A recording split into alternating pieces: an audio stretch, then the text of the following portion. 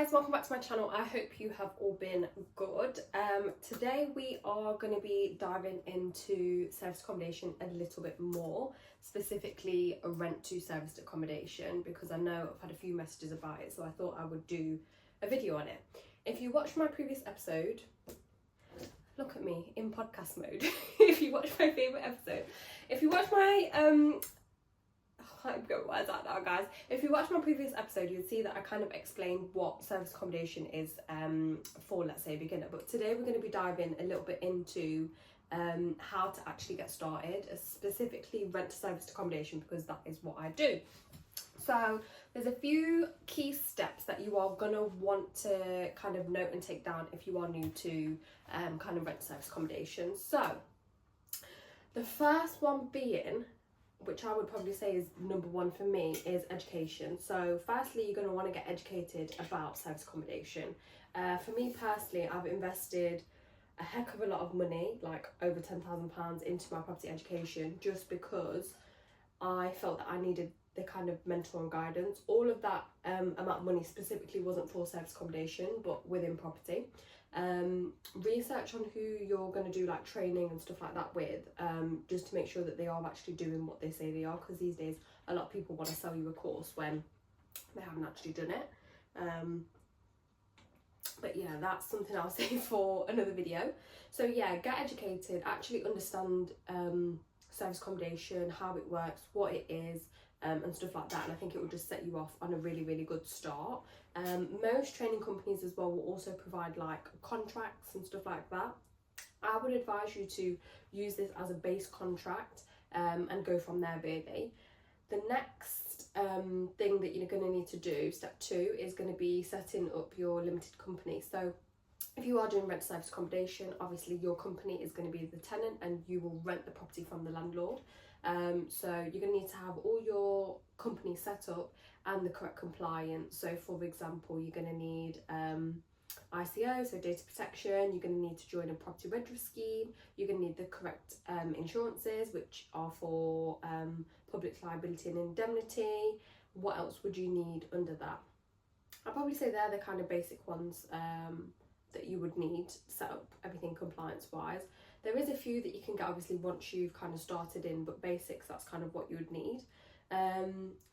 Now, once you've obviously got all the company and everything set up, you are going to want to have a look at the location and actually kind of searching for a property. So on this, I would say to you to go with a location that you are kind of close to. So for example, I live in Leicester, so my they call it patch or goldmine area, whatever you want to call it, is Leicester. Number one, because it's easy to get to in case of an emergency. I live here, I know the area, I know city centre, but you want to really pick an area that is a bigger city. So they've got restaurants, bars, pubs, universities, transport links, train stations, just stuff going on, you know, general people about. You don't want to pick like an old town or something like that, because it's less likely that you're going to have the occupancy rate there.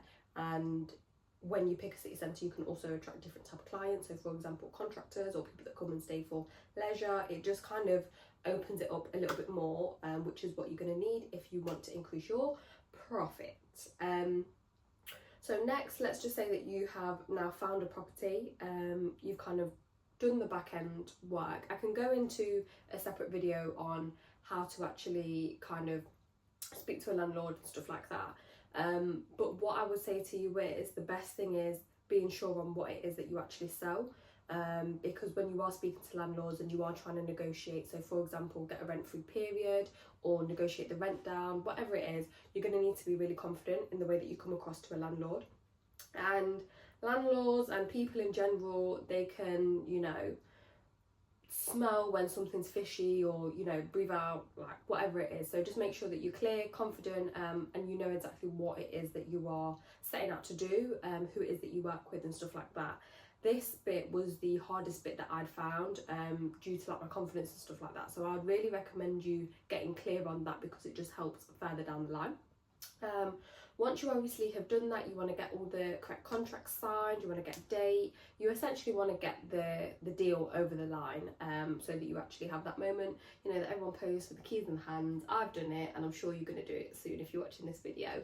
But yeah, just actually getting a deal across the line so that you're able to kind of move into the motion now of setting the service accommodation up. So the next step 5, is going to be actually setting it all up. So when it comes to a service accommodation, essentially the biggest buying factor, or I would say like, what's the word that I'm looking for, of why essentially people want to stay with you versus a hotel.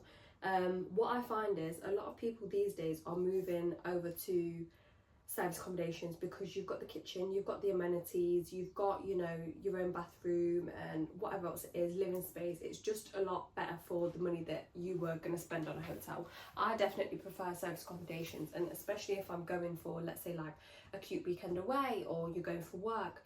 People don't want to be spending money on going out to eat every day and stuff like that if they live in a hotel, if they're staying in a hotel. So by having all of those amenities, it just really makes it a lot easier. So you really do want to focus on that. Actually, the service that you're offering, what it is that you are offering. So for example, if you're someone who's going to have the cheapest linen and it feels like concrete when you get in, and you're going to have the cheapest pots and pans, by the time 2 people have used it, it's gone. You really do want to look at those kind of things. And I live by the phrase, I wouldn't want to create a service accommodation that I personally would not sleep in, because I meet people like on property courses and whatever else, and they'll put it together and they're like, oh, you know, I just want it for money, I just want to generate it, I don't care what it looks like. Well, if you don't actually care what your product looks like, because essentially the service department is your product, and how do you ever expect it to sell to customers and stuff like that? So really actually, number one, care about it, you know, treat it as a business, and that you're actually you know, gonna stay there, and think about your ideal kind of client of who you'd want to get in. Really, really important. So for example, in our apartment, so we have hotel linen, just because you want them to feel that same kind of comfort and quality. There's nothing better than when you go to a hotel and you're getting your fresh, like crisp sheets, and you can feel the bed and whatever else. Pots and pans. So for example, I invested in some decent pots and pans. I don't know if I've still got the Amazon link. I might be able to put the link in the video if I've still got it. But essentially these pots have now, they're on their end of their lifespan essentially, but it's been a year, which I think is really well, because we've had long terms in there for months. We've had people previously come and stay with us for like 3 months at a time, so it's been really, really good in that sense. But invest in those things, guys. Like, in my opinion, if you buy cheap, you buy twice, and I'm someone that believes in that. Like, I bought a table originally for one of my apartments. It cost me £45. I was like, boom, £45. Yeah, it didn't last very long, so just learn your lesson with that. Think of the long run and the big picture. Obviously, if you are getting in rent to rent, I know that the budget is probably going to be tight, so I'm not expecting you to go out and buy the most luxurious things, but stick to a nice budget, but also don't buy too cheap, else you're going to end up buying twice.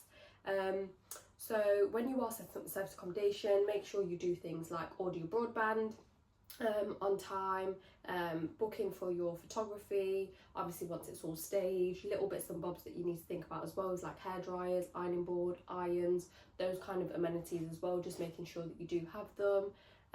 What else would you remember? For me personally, we offer like body wash, shampoo, conditioner in our apartments, just because I feel like it's a nice little amenity. Some people that stay there, they forget to bring those things sometimes, so it's nice for them to be able to have that.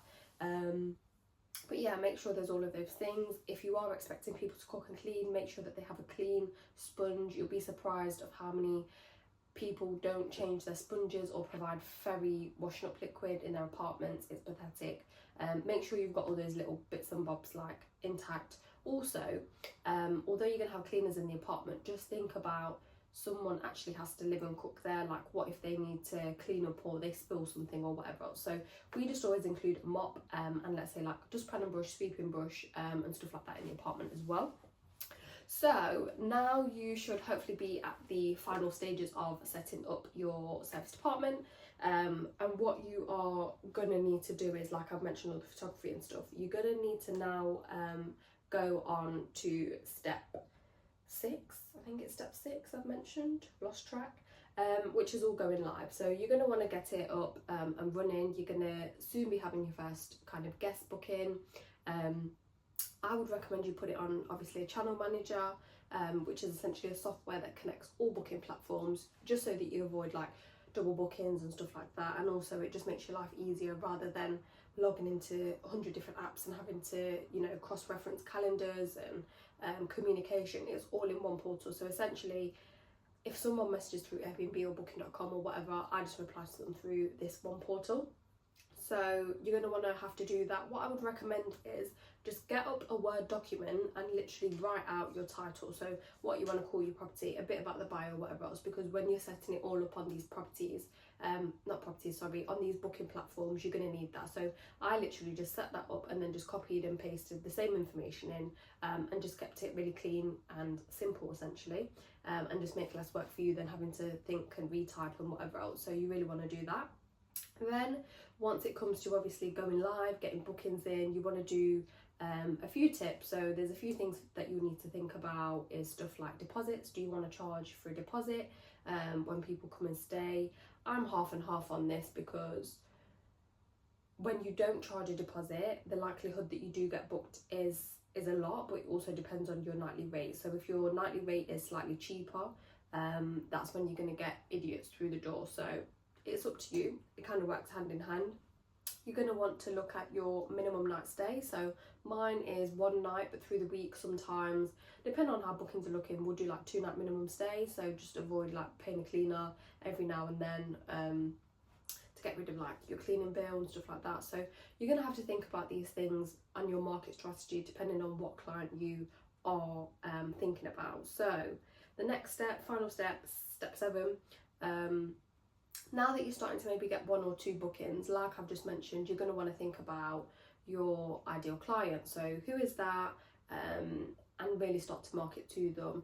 At the minute, this is something that I'm also ongoing. So maybe I can do a few videos and show you exactly what it is that I'm doing at the moment to increase my occupancy rate. So for example, CRM systems, you can set one up. I'm in the process of setting up a new CRM system, just because I can't be bothered with the cheaper ones and stuff like that. I'd rather just do it properly.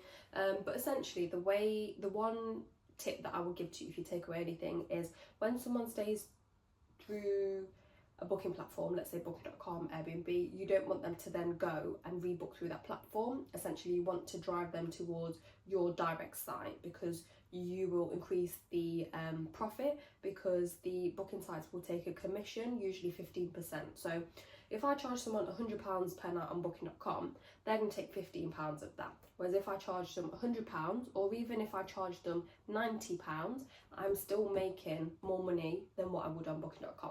So that's tip number 1.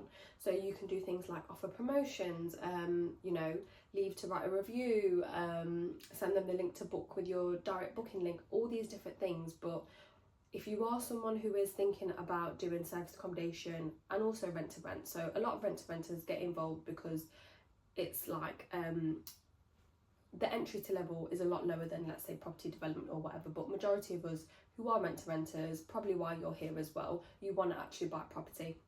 So if you are someone who wants to have a proper rent to rent business, you're going to have to always be marketing. You're always going to have to think of strategies. You're always going to have to be really working on that. So what I would suggest to you is actually invest in it, think about it, put some marketing materials out there, you know, flyers, calling people, get your clients list, whatever it is that you need to do, because that is an ongoing process. If you're new to service accommodation as well, there's going to be like peaks and there's going to be troughs, so you just need to be able to account for it. We've got different seasons. Obviously summer is always high season, but winter is low season. We are now approaching winter, so this is really when you want to get into your marketing and put certain things in place, because you're still going to need to obviously pay the rent to the landlord and make a profit, which is what we are all here to do. But yeah, guys, that is it. I hope, sorry, my throat's really dry. I hope you have enjoyed this video, and the 7 steps that I've outlined now actually do help you progress, and you've got kind of like the basics of what it is. I can go into a lot more detail on this with you in a separate video, which is what I know a lot of you have asked for. I'm just going to have to break it down section to section. But yeah, essentially you should know now how to kind of get started into rent service accommodation, the basics that you're going to need, and kind of the process. So if you are new, rather than knowing about step one or what it is or trying to figure it out, you've kind of got a little outline and map of what it is that you need to do. But if you do want to see more property content like this, I would really appreciate if you could like, subscribe, and let me know your thoughts in the comments, and I will see you on the next video, guys. See you later.